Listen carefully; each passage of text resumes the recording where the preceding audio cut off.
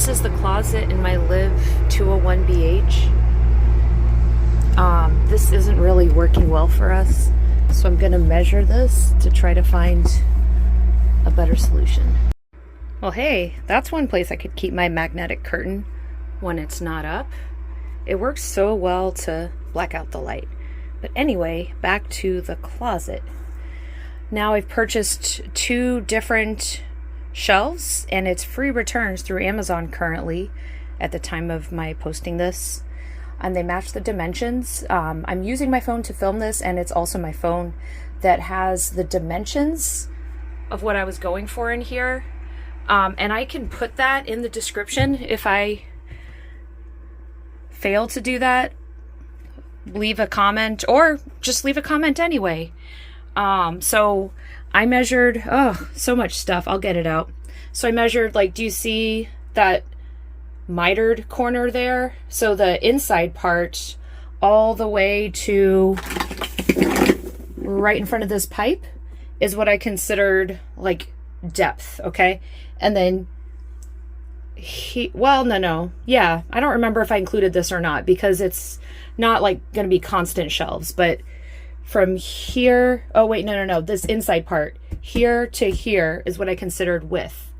And then height, maximum height, is here, like the top of this, although I found out 2 things. This pole is removable. Also, of course, I don't want it to go all that way because I want to be able to put stuff on the top shelf, and I wanted about 4 shelves. So now let's try these 2 things I bought and see if either one work. All right, so I just cleaned the bottom and sides a little bit. Interestingly, it's not completely smooth. Like, there's some, I guess, glue, like hard glue there. It's fine. I'm sure it's not gonna have any major negative impact, just something of note. Okay, I wanted to show you comparison, the 2 kinds of shelves that we got. So this one is wider. Obviously, it doesn't have something completely flat on it. This one does. This one is wider. Oh wait, I mean, this one will go more depth, yeah, because it's going to go in that closet. And then is this one actually wider? I usually think of length and width, but here I'm thinking of depth and width because of this closet. Okay, so yeah, I mean, it looks like this one is going to go deeper. The good news of if the one that doesn't go as deep, it might be cool because we could hang stuff like, you know, closer to the front if we want. I don't know. I guess I'll try the more deep one first. Okay, for this one, I noticed like it'll snap in if you leave the ridges on top, because I was wondering why it wasn't working a moment ago. All right, so I've put 3 shelves, but I think if I put one more, it's gonna... Oh, where did that wire come from? Is it supposed to be there? Huh, I guess. Okay. It's gonna be like, make a useless shelf. So, oh wait. Smooth side down, ridges up. So I think even if we use these, we're only gonna use 3 shelves, and I'm comparing with the other one, and it looks like these aren't going to be much shorter, but we'll see. So this is this one. All right, I'm going to take it down and try the other one.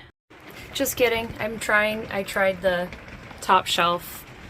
So it is thin enough that we could stick a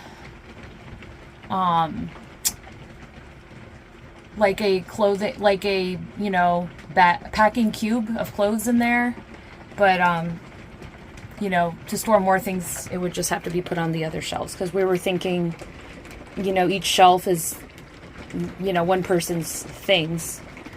So yeah, we would just have to, one person wouldn't be able to put all their things there.